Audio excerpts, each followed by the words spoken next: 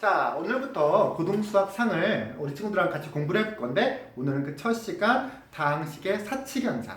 자, 오늘은 뭘 공부할 거냐면 다항식에 관련된 간단한 용어랑 그 다음에 우리가 중학교 때 다루지 않았던 다항식의 사칙연산 중에서 나눗셈을 한번 어떻게 하는지 공부를 해볼 거야. 앞부분은 우리가 한번 중학교 때 배웠던 부분들을 가볍게 점검하는 거니까 가볍게 한번 보고, 뒷부분 다항식 나눗셈 할 때는 한 번도 안 해봤던 거니까 자, 집중해서 한번 보도록 합시다. 자, 첫 번째 먼저 식의 분류. 다항식에는 크게 두 가지로 식을 분류할 수가 있더라. 첫 번째는 단항식, 그 다음에 두 번째는 다항식, 이렇게 구분할 수가 있어. 자, 단항식이라는 거는 뭘 보고 단항식이라고 그러면 항이 한 개 있는 식을 단항식이라고 불러. 항이 한 개. 자, 항이라는 건 뭐야? 항이라는 거는 숫자나 문자가 곱셈으로만 연결되어 있는 하나의 덩어리를 항이라고 부르는 거거든. 아, 근데 고등학교 1학년 대상은 우리가 이걸 해야 되나? 다 알고 있지? 그래도 한번 높아심 해보는 거야. 자, 항은 항이 한 개 이상, 한 개로 되어 있는 걸 우리는 단항식이라고 부르더라. 다항식이라는 거는 항이 막 여러 개가 있는 게 아니라, 다항식이라는 거는 항이 한 개 이상 있는 식을 우리는 다항식이라고 불러. 그래서 하나만 항이 있어도 다항식, 항이 두 개 있어도 다항식, 그렇다라는 거지. 학교 시험에, 고등학교 학교 시험에 다음 보기 중 뭐 단항식을 모두 고르시오 이런 건 안 나와. 근데 아까 말했던 것처럼 상식이라는 거. 자, 두 번째. 이제 우리가 다항식 파트에서 자주 나오는 단어가 있는데 이거 한번 점검해 볼게. 첫 번째는 선생님이 뭐를 점검해 볼 거냐면 차수. 이거 다 알고 있다고 생각하지, 그렇지? 근데 안 그렇더라니까. 가끔 보면 차수를 x에 제곱하면 몇 차야? 2차, 이거 다들 잘 맞춘다? 그런데 봐봐. xy라고 썼어. 이거 몇 차식일까? 그리고 또 x제곱 y라고 선생님이 써놨어. 이것도 몇 차식일까? 자, 우리 친구들 xy 몇 차인 것 같아? 1차? 2차? 근데 의외로 많은 학생들이 차수를 뭐로 알고 있냐면 문자 위에 있는 지수를 차수로 잘못 알고 있는 친구들이 너무 많다라는 거야. 자, 선생님 한번 정의를 해볼게. 차수라는 건 뭐냐면 어떤 단항식의 차수라는 거는 문자가 곱해져 있는 문자가 곱해져 있는 숫자, 횟수를 우리는 차수라고 하는 거야. x제곱이 2차인 이유는 여기에 2가 적혀서가 아니라 x제곱은 x 곱하기 x지. 그러니까 문자가 몇 개 사용됐어? 2개 사용됐잖아. 그래서 2차인 거고, xy 봐봐. x 곱하기 y, 문자가 몇 개 곱해졌어? 2개 곱해졌지? 그러면 이 xy는 2차식인 거야. x제곱 y는 그럼 당연히 몇 차식이겠어? 3차식이겠지, 그지? 자, 이거 착각하지 맙시다. 차수라는 거는 위에 적혀있는 지수를 말하는 게 아니다.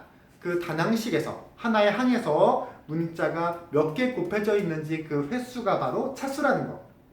몰랐지? 자, 두 번째 우리 책에 이제 뭐 나와 있니? 어디 보자. 동류항 나와 있네요. 동류항. 일단은 썼으니까 한번 적어보고요.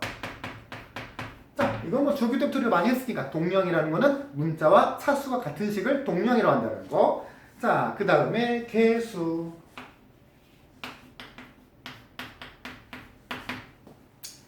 개수도 이거 뭐 다를 건 없지, 그렇지? 문자 앞에 곱해져 있는 숫자를 우리는 개수라고 한다는 거. 그 다음에 상수항. 상수항, 문자가 없이 숫자로만 하나의 항을 이루는 걸 우리는 상수항이라고 부르더라. 자, 이거 다 아는 거니까 넘어갑시다. 슝. 자, 다음은 식의 정리. 자, 우리가 다항식 같은 경우에 항이 한 개 이상이다 보면 막 항이 3개, 4개, 5개, 6개 막 늘어날 수 있잖아. 근데 그거를 보기 좋게 정리하는 방법이 두 가지가 있는데, 첫 번째는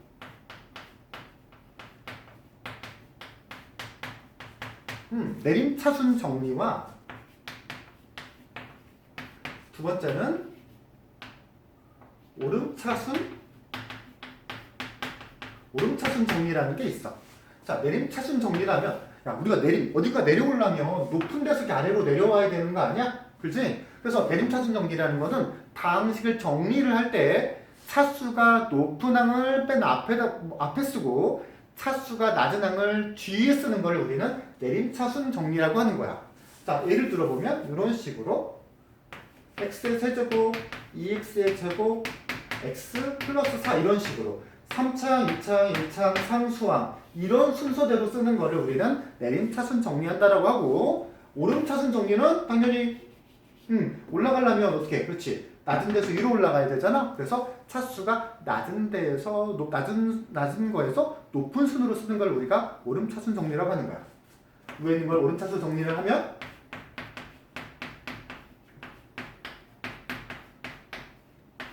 이런 식으로. 알겠죠? 자, 그 다음에 또 뭐가 나오나? 다음 식에 연산해가지고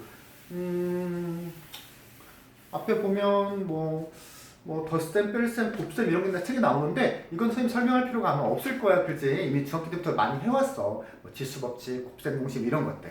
그래서 선생님하고 이제 이번에 뭐를 한번 다룰 거냐면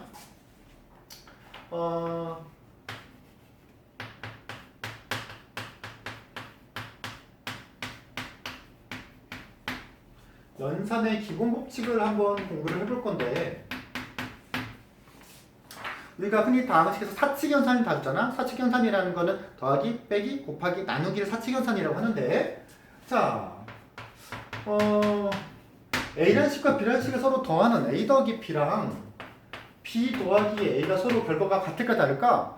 다 같겠지. 이렇게 어떤 연산을 하는데 순서를 바꾸어서 사칙연산을 하더라도 결과 서로 같으면 우리는 이 연산은 뭐가 성립한다라고 부르냐면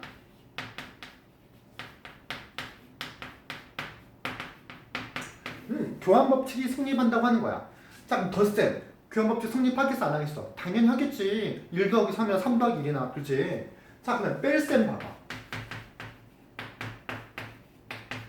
A 빼기 B랑 B 빼기 A가 같아 달라? 당연히 다르죠. 즉 그 말은 덧셈은 교환법칙 성립하고 뺄셈은 교환법칙 성립하지 않는다.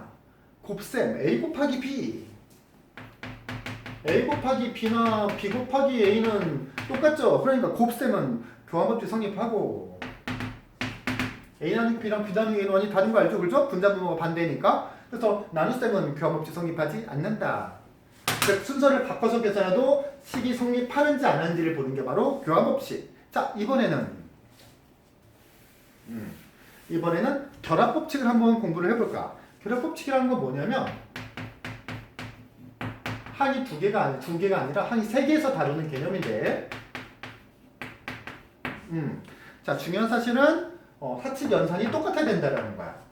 앞에 거 두 개를 먼저 하고 뒤에 거랑 계산하는 거랑 뒤에 거 두 개를 먼저 계산하고 앞에 거랑 계산하는 게 서로 결과가 같으면 우리는 이 덧셈, 선생님 덧셈 적었지? 그럼 이 사칙 연산 중에서 덧셈은 결합법칙이 성립한다라고 하는 거야.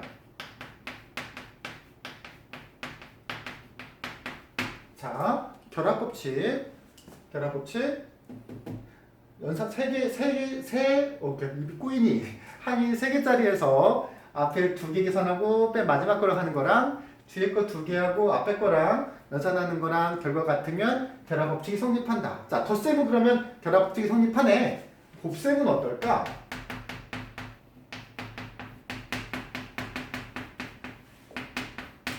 당연히 같은 거 알겠지? 그래서 곱셈도 결합법칙 성립하고 뺄셈 이렇게 하는 거랑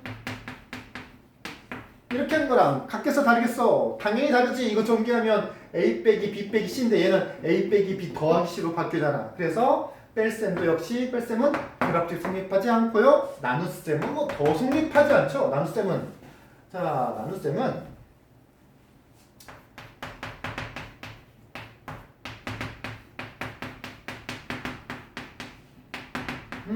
이걸 분수로 나타내면 A 나누기 B는 B분의 A고 나누기 곱하기로 바꿔서 역수치하면 좌변은 BC분의 A가 되는 거고 우변은 이건 C분의 B잖아. B 나누기 C는 C분의 B고 나누기를 곱으로 바꾸면 이게 C분의 B였으니까 역수로 바꾸면 B분의 C가 돼서 좌변은 BC분의 A, 우항은 B분의 AC가 돼서 당연히 달라지겠죠. 그래서 나눗셈도 역시 결합법칙 성립하지 않아. 자, 이게 이제 결합법칙이고 다음에 선생님이랑 뭘 할 거냐면 분배 법칙을 한번 공부를 해볼 건데 또 이 분배 법칙에 대해서 우리 친구들이 잘못 알고 있는 친구들이 제법 많더라고. 자, 이렇게 있으면 우리가 잘 알고 있는 분배 법칙이라는 건 이렇게 분배 풀어주는 전개하는 기술이지, 그렇지? 그래서 전개했을 때 이거랑 이렇게 전개하는 걸 우리가 뭐라 부르냐면 분배 법칙이라고 불러.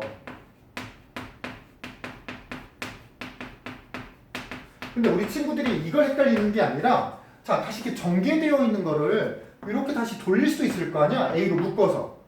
근데 다시 이렇게 묶는다라고 생각하니까 우리 친구들의 생각으로 아하, 결합하는 거네? 그래서 이걸 결합 법칙으로 잘못 알고 있는 친구들이 의외로 많다는 거야. 아니야. 자, 푸는 것도 분배 법칙. 다시 묶는 것도 중요한 분배 법칙. 분배 법칙을 이용하여 전개한다. 분배 법칙을 이용하여 푼다라고 말을 하고 다시 이렇게 묶는 거를 우리는 분배 법칙을 이용해서 다시 묶는다라고 하는 거야. 분배 법칙으로 묶다, 분배 법칙으로 풀다. 알겠지? 자, 여기까지 한번 설명을 해봤고 자, 이제 오늘의 어떻게 보면 하이라이트야. 오늘 하이라이트. 오늘의 하이라이트는 뭐냐면 다항식의 나눗셈. 아마 이거 다항식의 나눗셈은 우리 친구들이 중학교 때 한 번도 배우지 않았던 걸 거라고. 자,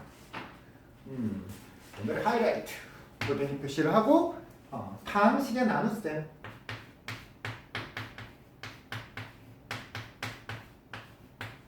다항식의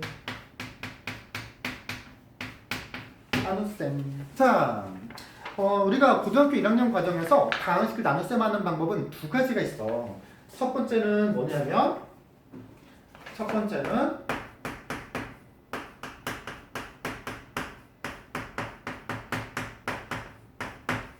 직접 나눗셈이 있고 그 다음에 두 번째는 이제 당연히 직접 나눗셈이 있으니까 그 상대적인 개념은 간접 나눗셈이겠지. 그의 대표적인 조립제법이라는 게 있어.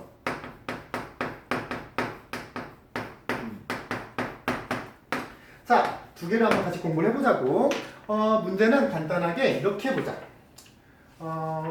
문제는 2x의 세제곱 마이너스 2x의 제곱 플러스 x 플러스 2를 나누기 x 플러스 1로 나눴을 때 우리는 몫과 나머지를 구하는 나눗셈을 한번 해볼 건데 첫 번째 수준에 같이 공부해볼 거는 직접 나눗셈이다. 근데 이 직접 나눗셈은 우리가 중학교 때 또는 초등학교 때 배웠던 이렇게 나누기 하는 거랑 매우 유사해서 우리 친구들이 쉽게 아마 받아들일 수 있지 않을까. 똑같이 나눗셈 기호를 이렇게 쓰고 당연히 이 안에다가는 뭘? 그렇지. 나누어지는 수를 쓰는 거지. 이게 나누어지는 수잖아. 여기다가 2x의 세제곱 마이너스 2x의 제곱 나누어지는 수를 쓰고 왼쪽에는 나누는 수를 쓰는 거야. 이렇게. 자, 그 다음에 이제 뭘 할 것이냐.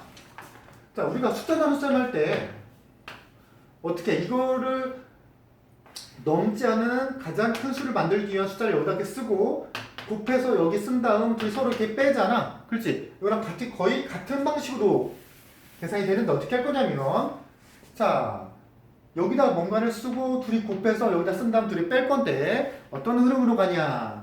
차수가 높은 것부터 소거하는 방향으로 계산을 하는 거야. 자, 얘랑 얘랑 곱해서 여기다 쓰지? 자, 뺐을 때 2x 세제곱이 없어지려면 여기다 뭘 곱해줘야겠어? 3차니까 여기 2차야 곱해야 3차가 되죠? 즉 여기에 뭐가 되냐면 2x의 제곱을 일단 써주는 거야. 그래야 얘랑 곱해지게 되면 곱해서 쓸 거야. 여기다가 2x의 세제곱 더하기 2x의 제곱이 되죠. 숫자 나눗셈이랑 똑같아. 쓴 다음에 둘이 이제 뺄 거 아니야?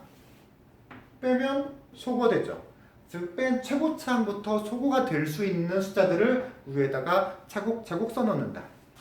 그럼 넣게 되면 빼면 최고차항 사라졌고요. 위에서 아래 거 빼면 마이너스 4x의 제곱 더하기 x 플러스 1 그대로 내리는 거지. 자, 그 다음에는 또 이제 이거를 소거시키게끔 하는 숫자를 또 위에다 적는 거야. 자, 마이너스 4x제곱이니까 여기 x니까 여기다 뭘 적어야겠어? 마이너스 4x 적어야겠네? 그러면 또 곱해서 적으면 마이너스 4x의 제곱 플러스 마이너스 4x 그리고 또 빼는 거지.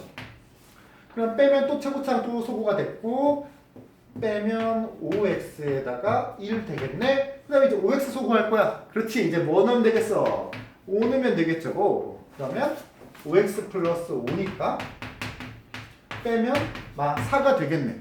자, 더 이상 소거시킬 수가 없죠. 왜냐면 나누는 수가 몇 차식이니까 1차식이니까 나머지가 상수항이면 더 이상 얘를 없앨 수 없잖아.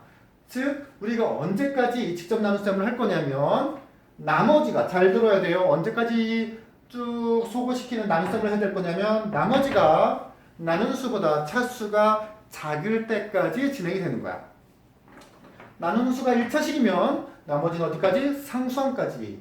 나누는 수가 2차식이면 나머지는 1차 이하가 될 때까지 계속 나눗셈을 진행하더라. 이렇게 하게 되면 우리가 초딩 때 배웠던 것처럼 위에 있는 거 이 녀석은 뭐가 되는 거고 몫이 되는 거고 이 아래쪽에 있는 거는 나머지가 된다더라. 위에 있는 게 몫이고 아래쪽에 있는 게 나머지더라. 자, 이게 바로 직접 나눗셈. 이해하기 좀 편하지, 그지? 아까 전에 말했던 것처럼 우리가 초딩 때부터 해왔던 거랑 매우 유사해. 그래서 쉽게 이해할 수 있을 거야. 근데 단점이 이제 너무 길다라는 거지. 자, 그래서 만들어진 게 고안되어진 게 바로 조립제법이야. 자, 조립제법은 어떻게 하는 거냐면 잘 들어보세요. 조립제법은 어떻게 하는 거냐면 이 직접 나눗셈처럼 모든 항을 다 쓰는 게 아니라 개수들만 쓰는 거야. 개수들만 가지고 나눗셈을 하는 거거든. 자, 어떻게 할 거냐면 직접 나눗셈은 나눗셈의 기호 이렇게 썼잖아. 조립제법은 거꾸로 니은자처럼 쓰고 잘 들어야 돼요. 요 위에다가 뭘 쓰냐면 나누어지는 수들의 개수들을 써줍니다. 처음에는 2죠. 그 다음에는 -2고 그 다음에 1차 함계수는 1이고 상수항은 1이죠. 자, 여기서 조심해야 될 거.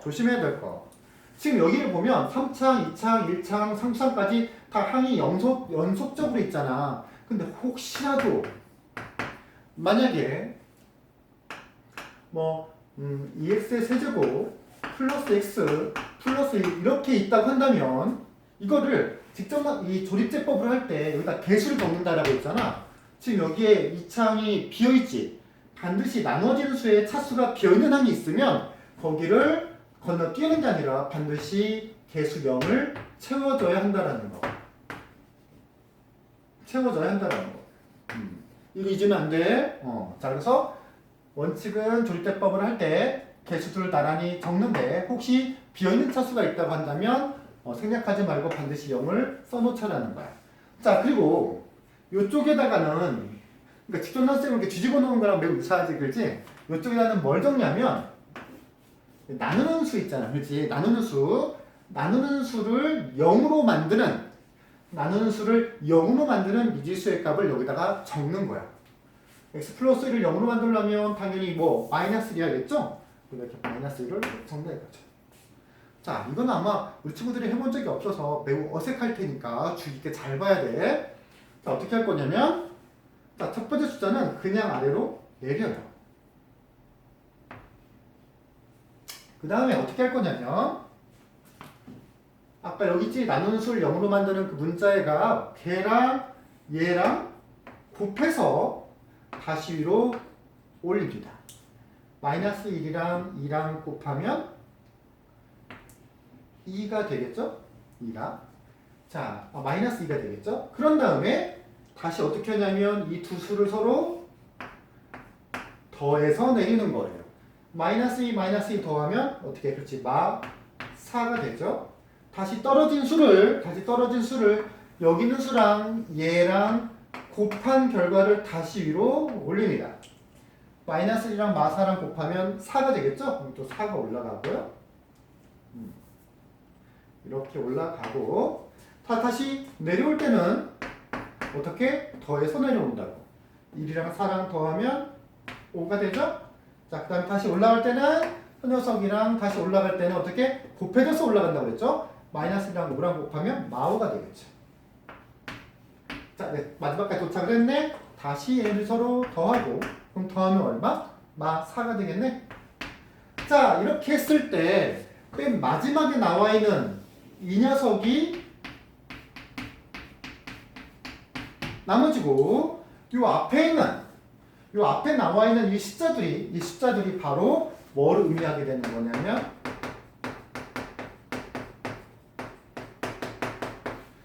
몫의 개수를 의미하게 되더라. 자, 정말 똑같은지 직접 남처럼 한번 비교를 해볼 거야. 아까 몫이 뭐였어? 2x의 제곱 빼기 4x 더하기 5였죠. 똑같군. 뒤에서부터 상수항 1차항의 개수, 2차항의 개수. 그러니까 몫은 2x의 제곱 마이너스 4x 플러스 5고 상수항은 뭐더라? 마이너스 4더라. 자, 어때? 직접 나눗셈은 이해하기는 쉽지만 좀 식이 길다는 단점이 있죠. 하지만 조립제법은 개수만 갖고 이용하기 때문에 나눗셈을 굉장히 빨리 몫과 나머지를 구할 수 있다는 거. 자, 여기서 돌발 퀴즈. 선생님 영상이 좀 우리가 선생님이 이 메소드 동영상이 길기 때문에 실은 이 영상을 대체하는 건데 그래서 시간만 좀 충분하면 왜 직접 나눗셈은 이렇게 쉽게 이해할 수 있는데 왜 이렇게 하면 정말로 몫과 나머지가 나와요? 두 줄이면 이거를 뭐 네이버든 다음이든 어떤 뭘 이용해서 이게 정말 이렇게 된다는 걸 보여줄 수 있는 친구들이 와서 저한테 설명을 하면 선생님이 소정의 선물을 줄 거야. 돌발 퀴즈, 맛있는 걸 주거나 아니면 정말 예쁜 소정의 어떤 선물을 줄 거니까 꼭 찾아오도록 하고요. 자, 근데 여기까지 가끔 이렇게 알려주고 나면 우리 친구들이 선생님한테 물어봐. 아니 선생님 조립제법이 직접 나눗셈에 비해서 훨씬 쉽고 간결한데 왜 이거는 왜 배웁니까? 조립제법은 왜 조립제법으로 하면 되지? 이걸 다 알려주니까라고 하는데 이게 이 세상에 다 좋기만 한 게 어디 있겠을지 좋은 게 있으면 안 좋은 것도 있는 건데 이 조립제법이 다 좋은데 개수만 갖고 해서 다 좋은데 얘가 치명적인 약점이 있어요. 치명적인 약점이 그게 바로 뭐냐면 자 제목을 한번 적어볼까요? 제목은 조립제법의 약점.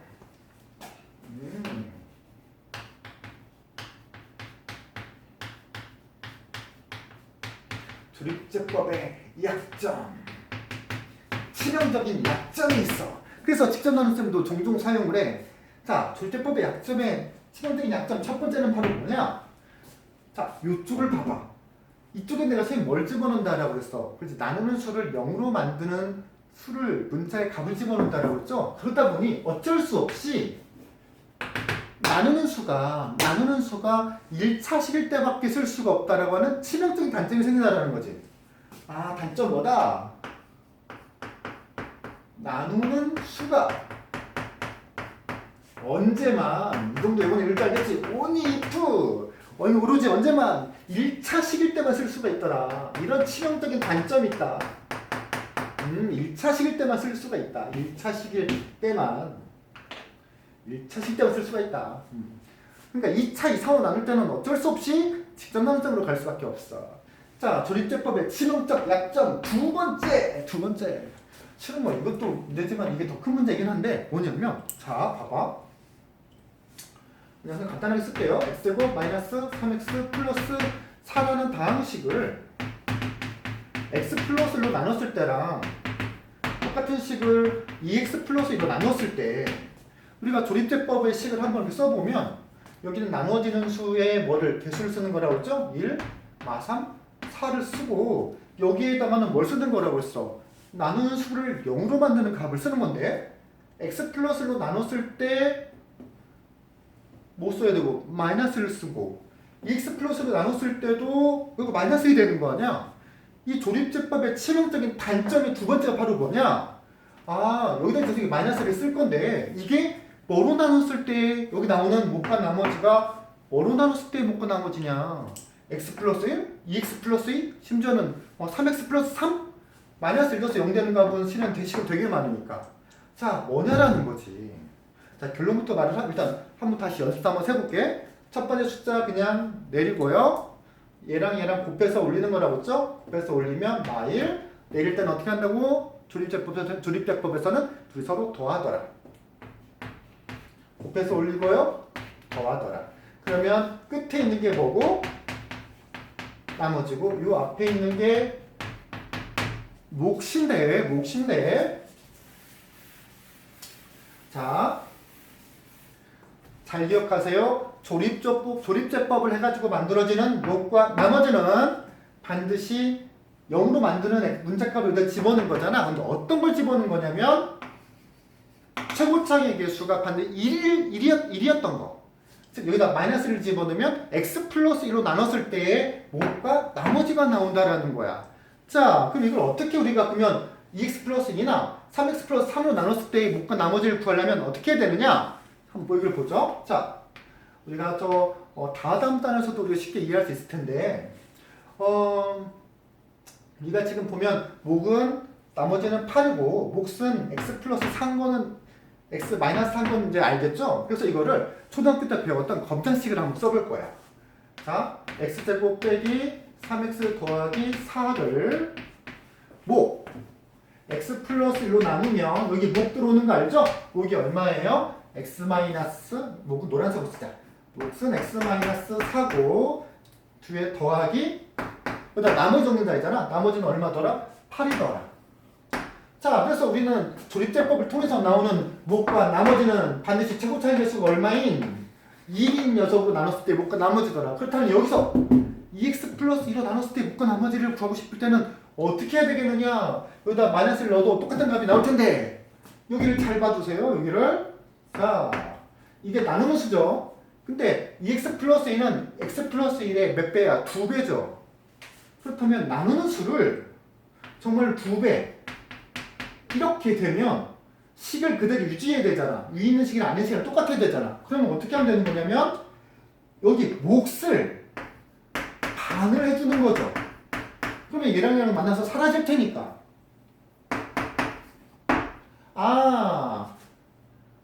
나누는 수가 2배가 되니 몫은 반이 되는구나. 만약에 이 녀석을 3x 플러스 4로 나눴을 때 목과 나머지를 구하고 싶다고 한다면 나누는 수가 3배로 커졌으니 당연히 몫이 어떻게 해? 그렇지. 몫이 3분의 1배가 돼줘야겠죠. 야, 왜 이게 4가 됐니? 맞고 4 맞지? 몫이 3분의 1배가 되고 나머지는 그대로 유지되더라. 자, 이런 관계를 이용해서 최고차의 개수가 1이 아니었을 때 목과 나머지를 구해야 된다는 거야. 자, 기본 원리는 뭐더라? 나누는 수가 2배, 3배, 4배 커지면 몫은 2분의 1배, 3분의 1배가 되더라. 나머지는 바뀐다, 안 바뀐다? 안 바뀐다. 이걸 이용해서 조립제법을 시행해 나가야 돼. 그러니까 만약에 자, 마지막이야. 자, 만약에 x의 세제곱 마이너스 2x 더하기 4를 나누기 2x 마이너스 4로 나눴을 때 목과 나머지를 구하라고 하면 이걸 조립제법으로 구한다고 한다면 먼저 조립제법 폼 만들어 놓고 위에다가 개수 적는다로 있죠? 나눠지는 제 개수 1. 이차항 없네? 이차항 없어도 상수항 0 채워줘야 된다고 그랬고 그 다음에 1차항 마이너스 2 상수항 4 하고 여기에다가 뭘 적는다고? 나누는 수를 뭐로 만드는? 0으로 만드는 x값을 적는더라. 이렇게 해서 조립제법으로 나오는 목과 나머지가 있을 텐데 이거는 뭘로 나눴을 때 목과 나머지다? 2x 빼기 4가 아니라 2를 넣었을 때 0이 되는 x 빼기 2로 나눴을 때 목과 나머지더라. 내리고요. 곱해서 올리고 더하고 또 곱해서 올리고 더하고 또 곱해서 올리고 더하고 이 맨 마지막에 나오는 게 뭐라고? 나머지고 이 앞에 있는 게 뭐다? 몫이다라는 거야. 그런데 다시 한번 말하지만 이렇게 나온 목과 나머지는 이거를 뭐로 나눴을 때 목과 나머지더라? x 빼기 2로 나눴을 때 목과 나머지더라. 그렇다면 나누는 수가 여기에 목과 나머지는 이걸로 나눴을 때 나머지 목과 나머지라고 했는데 우리는 이걸 구하고 싶은 거잖아. 나누는 수가 몇 배 커졌어? 2배 커졌어. 그럼 앞서 위주에서 왔던 것처럼 나누는 수가 2배 커지면 몫은 반으로 줄어들고 나머지는 어떻게 된다? 그대로 유지된다. 그랬을 때 이때의 몫은 그러므로 이때의 몫은 이거를 반으로 나눈 개수들을 반으로 나눈 2분의 1 x의 제곱 더하기 x 플러스 1인 거고 이거의 나머지는 변함이 없는 뭐더라? 8이더라. 자, 조립제법이 다 좋은데 나누는 수가 1차수로밖에 못 나눈다라는 거. 그 다음에 그 나눈 결과도 1차수 나눈 결과도 최고차의 개수가 1로 나눴을 때 목과 나머지니까 최고차의 개수가 1이 아닌 1차수 나눴을 때 목과 나머지는 주의 깊게 고쳐야 약간 신경 써서 바꿔줘야 되는데 몸만 바뀌더라. 나누는 수가 n배 커지면 몫은 n분의 1배가 되더라. 반비례하는 거지. 나머지는 바뀐다 안 바뀐다? 안 바뀐다. 자, 여기까지가 선생님하고 공부한 수학3 첫 번째 단어 당식의 사칙 연산이야. 자, 듣느라 고생했고 열공합시다. 파이팅! 왜 안 꺼지니?